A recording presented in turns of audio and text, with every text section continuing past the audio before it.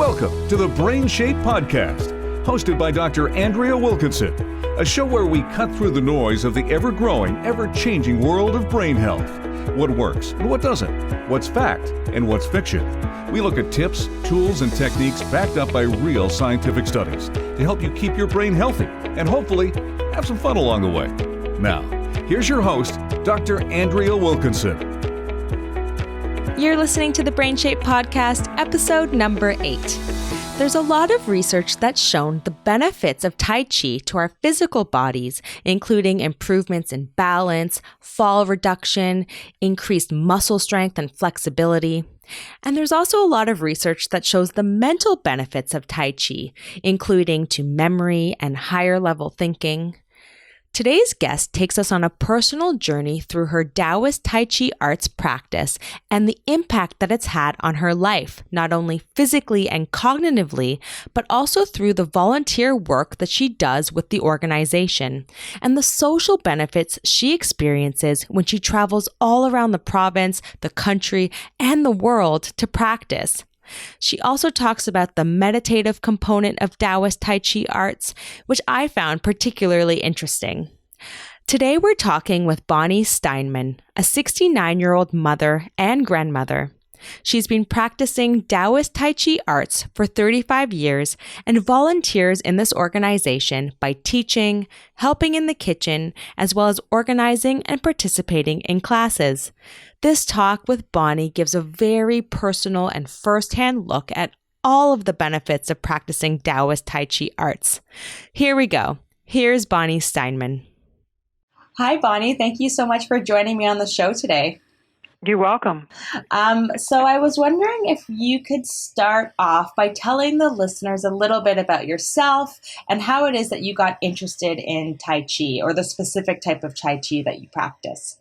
35 years ago, a good friend of mine actually saw this in a park when she was traveling, and she was really taken with it. So she did some research when she came back home and found somebody who would come and teach in Stratford, and that started us off with this organization that I've belonged to for 35 years now. So basically, I started because a friend started, and then it went from there. We both had young families, so we had to balance everything. But it became a passion. I guess it was just exciting to learn something new, plus it felt really good. So after a while, the reason for going was starting with my friend, and then the reason for continuing was because it felt good. I felt really, energized and vital, and eventually it's just something I do. And so you get more involved. It's a volunteer organization that I belong to. It's the Fung Institute of Taoism, Fung Taoist Tai Chi. But so it is the Taoist Tai Chi Arts. It is a Tai Chi. It's a specific form and a specific organization, which is actually worldwide. So it's quite a community, and that's part of the reason, I guess, definitely part of the reason I keep going is also the community. Yeah, it sounds wonderful. And you have the practice sort of near where you live, but there's also, as you mentioned, because it's a worldwide organization, I'm assuming that you've traveled around and done some sort of group activities with that community? Oh, sure. Yes, I've been to, and when I travel, I usually try to make it to a class in another country. So I've been to Spain, I've been to England, I've been to Poland, and I've been to the United States. So, and and of course I've been to Quebec in Canada, and Nova Scotia in Canada, and other places in Ontario and Canada. So, and we also have our international center, just an hour and a half away from where I live, and people from all over the world come there to train. So I meet all sorts of people there too. Oh, wow. So it is a really, and you travel, you meet people in the community, and it's much, it's a little different than traveling and just happening to meet somebody on the street or in a restaurant or something like that, because Right. you do it together. Yeah. So yeah. Absolutely. So that's a huge component of it, is that community piece. It's a very, very enriching. Oh, that sounds wonderful. And so for any of the listeners who aren't familiar with Tai Chi in general, or the specific type of Taoist Tai Chi arts that you practice, would you be able to explain it briefly for everyone? Sometimes we call it like a walk in the park, but it's a very balanced. It's a very balanced movement. And actually, eventually, it really does exercise the whole physiology. I mean, including tendons, joints, connective tissue, internal organs, but in a very balanced, calm way. It's certainly, I mean, you're gonna talk about the scientific studies, and it really does improve balance. Mm-hmm. Certainly, I'm more flexible now than I was 30 years ago. Right. Which is interesting. So instead of, developing hard muscle, it's, with using tension to build the hard muscles, we develop more elasticity and resilience in the muscles, kind of like a cat. A cat doesn't have big bunchy muscles. It's just that live, elastic, very strong movement and presence. And it's meditative too, because while you're doing it, you have to pay attention. It's very easy if you let your mind wander to your grocery list or what you shouldn't have said then or what I'm going to say now. You have to pay attention, so you keep, and that's another aspect of the whole movement, is that ideally, and we all work toward it, it doesn't stop. You don't stop and start and stop and start. There's different arts. In this art, we work at the continuousness of it, which is a totally different aspect, I guess, than some other ones. And there's a lot of learning in it too. When how you learn, being asked to change something that you're doing. This is all physical, mental, because you find out how you feel about being asked to change something you figure you've been doing right. Yeah. And you learn about letting go and trying something different, and what that means. Changing a habit is one of the hardest things, and the other thing is changing an attitude is a really hard thing. So there's all sorts of things about learning. I think about what they recommend for, healthy aging. The three things I usually think of are the exercise, big time. There's the brain challenges, the brain activity, but there are always also the community.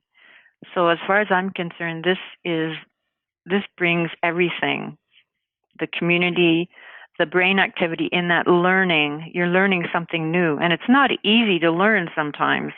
And it's a different way of moving from what we're used to. So it takes letting go and trying this new movement. And then, after 30 years, I still get a correction, or what I hate the word correction, but a suggestion of how I could change it. Yeah, absolutely. So it's always a journey of discovery. There's a line we use called, "Oh, I thought I was." So it's always a discovery through, the 35 years I've been doing it. There's always more. Yeah. I was wondering, and this is my ignorance around the practice of Tai Chi. Are there a set sequence of movements yes, that's learned, and then you sort of practice that one set of movement, and then you could then alter it and do a different set that is a continuous set of movements in and of itself? Or how does that work I'm kind of Okay. thinking of it like dance routines where you have one specific dance routine and it has a set sequence of movements. And I am not sure if I'm thinking about it correctly or not. Oh, no, that's a really good point. I didn't mention that. But there is the Tai Chi set, the Taoist Tai Chi set. Okay. And that's 108 movements. And usually when you start as a beginner, you go through the 108 movements. But we also have foundation exercises, which work to loosen up the body, helps to loosen up any blocks or and it strengthens. I mean, Master Moy Lin Shin was the man who brought this art to Canada. He started out in Ontario, and he was a Taoist monk, and his purpose was compassion, is helping people. So that's one of the reasons the volunteer organization. He said that when you get older, you have to, like when you hit 40, you have to work twice as hard. So I figure at 70, I'm going to have to work more than twice as hard. So trying to do it every day and having somebody else you can do it with by going to a class is very helpful. Instead of, staying at home and doing it by yourself just doesn't cut it. So, yeah, it can be, but there is that 108 movements and with a set. But, we teach the Taoist arts. And so the Taoist Tai Chi set is one set. We also have a sword set, a saber set, Singi, and Loka. And those are all different sets. And, the only one you need for your health really is the basic Taoist Tai Chi set. But the other ones are pretty fun. Yeah. And so that's actually, do you have a sword in hand or is it just... Oh, yes. Oh. It's just a wooden sword. Wow. That's fantastic. You need more room. Yeah. And so you're practicing Taoist Tai Chi arts every single day. I try to do some every day. And, when you notice that, you've been hit with maybe some health concerns, makes you want to do more. So there's always that opportunity. So, I feel I'm really lucky to have the location we have here in Stratford. I can go there. Well, we have classes actually every day. So, but there's an opportunity to practice every day. But I still, sometimes I'm at home. So, but you can, if you have self-discipline, you can do a little something at home too. Yeah, absolutely. Is there, is it open to anyone? If someone is visiting Stratford, say for a festival, and they wanted to experience some Taoist Tai Chi arts, and they wanted to learn, so they're a novice, are the classes open to anyone to come They're and try? open for if you want to see a demonstration, if you want to do a wee little bit, but if you actually want to participate in the class, you actually have to join. Right. And we're pretty, even though it's a volunteer organization, we certainly have the way we do things. Right. And, even though we're volunteer instructors, we're expected to train. Mm-hmm. And there's a certain way we do things. So, anybody's welcome to come to a class. If you're already a participant from another location, that's fine. Right. You can join the class. Right. But new, you can come in and talk to the instructor. You can watch. You can participate a little bit. Right. Like we do demos, anywhere we can. It's just really great promotion to help people see us and get a better idea of who we are and what we do. And we've had people come after seeing a demonstration like 10 years ago, and they come back. So, it's, and it's curiosity, and certainly people are always welcome, but not to actually join the class unless they actually join the organization. Right. But you can join the organization as a novice as well. So if you're... Oh, sure. Yeah. Oh, okay. Yes, definitely. Yeah, that's great. Yeah. So there is lots of research that shows the benefits of Tai Chi. And so my apologies, when I was reading the research articles, I didn't actually take note of the type of Tai Chi practice that they were speaking of. Right.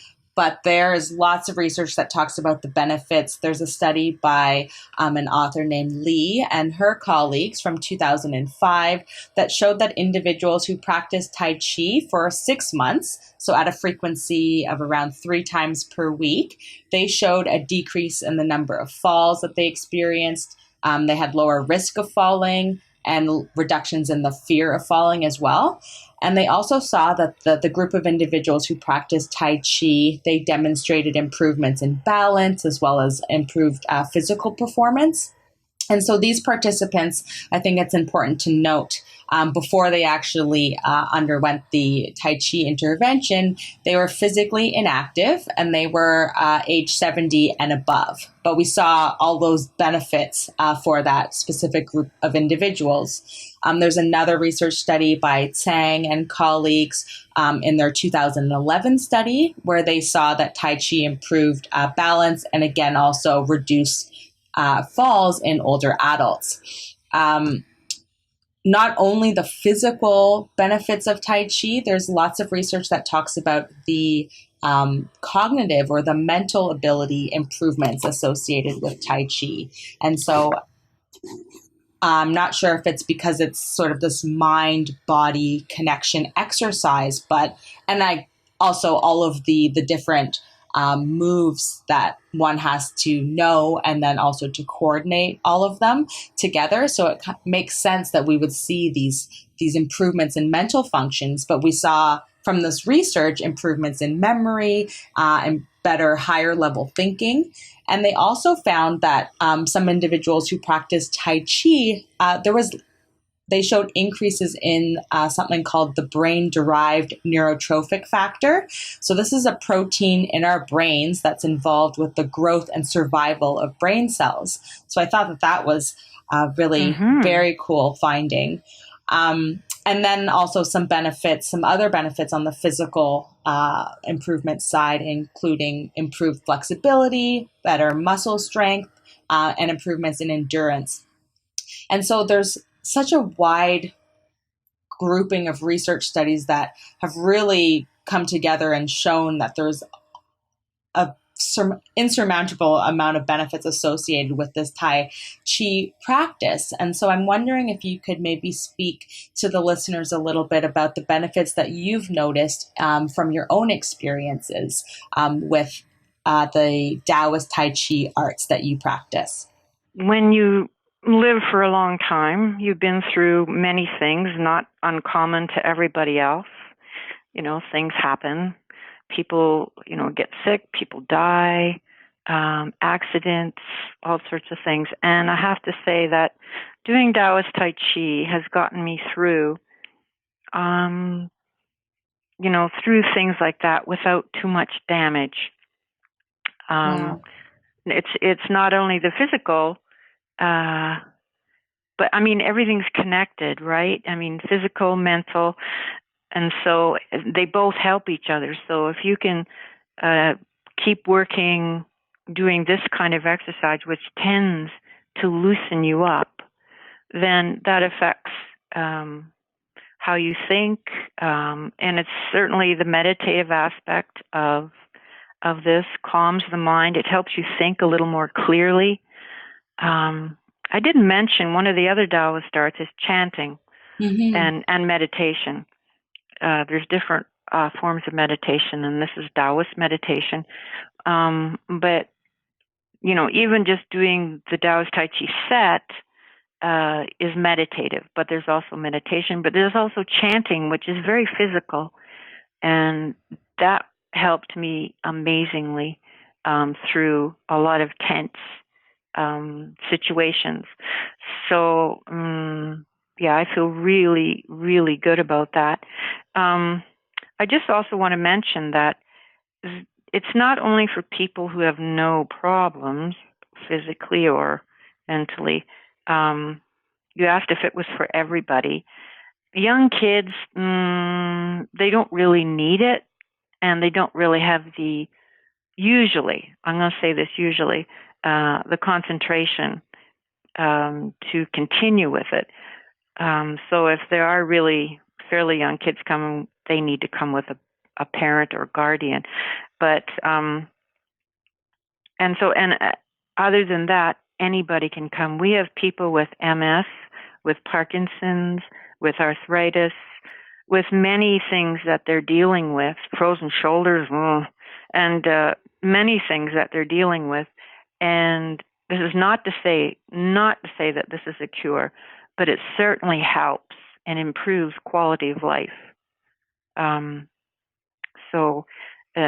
not the least of which is the supportive community that you do this in. Yeah. So,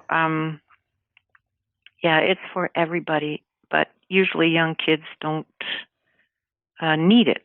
Usually they have flexibility and they're just too. Anyway, usually it depends on the child, but not usually. Right. We actually did an episode 6 on mindfulness. And the woman that I spoke to about mindfulness and bringing your attention to the present moment, she spoke a lot about how doing this mindfulness practice helps individuals how they respond to stress in their everyday life. So it's not to say that there are no more stressors, because obviously that's not possible, but it's how people sort of experience the stressors in their life. And so that just sort of reminded me of that when you were speaking of the meditation component of the Taoist Tai Chi that you practice, and that it just helped with the processing of whether it's life stressors or whatever is happening. It helps you sort of think of it in a different way or just come to that experience in a different way. Because the woman that I spoke to about the mindfulness was saying that it wasn't about, removing that stress or having it not affect you. It's just the way that you sort of perceive it and process it, and accept those negative emotions as sort of fleeting, so you can watch them come and go, and how that whole experience helps people to manage regular everyday life stressors and circumstances in a different way. Right, and add the physical part to that, and it just augments that effect. Yeah, absolutely. And I know that you also have already spoken about it, but that community component, which I think is so critical, and the social interactions, because on this podcast, I'm really keen on talking about all the different sort of pillars that improve and can help people to maintain their brain health. And the social component is really, really important, because there's, you have the positive emotions that are associated with engaging with people that you enjoy, but there's also sort of the mental challenges that come along with social interaction, as in it's an actual mental exercise to engage in conversation with someone, to listen to what they're saying, then to respond in a way that's sort of appropriate given what was said, and to bring in sort of past knowledge. It's a very complex brain activity. And so you have that sort of embedded in with all of these other benefits for the Tai Chi, is that social community piece. Yes, and it was set up by Master Moylan Chin as a volunteer organization. We are a registered charity, and that was very important to him to have that recognition. So as volunteers, it's not just the instructors. We often ask people to help out in different ways. Maybe it's making tea. I mean, and actually the classes take turns cleaning the location. So we all pitch in and do what we can do. There's opportunities to learn. I mean, I ended up volunteering up in the kitchen, up at the center, for when there's like hundreds of people there. And you learn some skills that you never really thought you'd learn through this organization. It's an opportunity. There's so many opportunities for learning. Yeah, I'm actually speaking with someone next week. I'm doing the interview, and she does research on the benefits of volunteering for older adults, and sort of how there's all these mental and physical benefits associated with when people volunteer their time. And it's as little as, if they volunteer, I think it was 3 hours a month, you see these benefits. And I'm sure your experiences with volunteering through the Taoist Tai Chi Arts is more than that. And then you're sort of ticking all the boxes with the physical activities, the social engagement, the mental challenges. So I feel like Tai Chi is sort of this all-encompassing brain health experience. At least with the Taoist Tai Chi that I've experienced, this is because I don't know other ones. Right. So this is what I've experienced, and the volunteering, and it's not easy sometimes, but anything worthwhile, I don't think is that easy. Yeah. You have some persistence and dedication. Definitely. If there are any listeners that are interested in learning more about Taoist Tai Chi Arts, or the experience of that community and the volunteering and the activities, and if there are any sort of centers near where they're living, where do you suggest that they go to learn more? Okay, there is a website. It's Taoist.org, and that's TAOIST.org.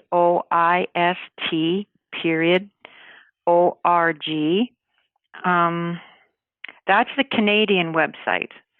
Now, the international website for the same organization is TaoistTaiChi.org. And so that's TaoistTaiChi.org. And then if you need a phone number, the international head office is in Darcy Street in Toronto. Oh. And they have toll-free number. It's 1-855 5, and then they've got Taoist written, so I don't know what the number is. Oh. That's totally fine. So you have to go, it's 5 TAOIST, whatever numbers correspond with the TAOIST. So that T is 8.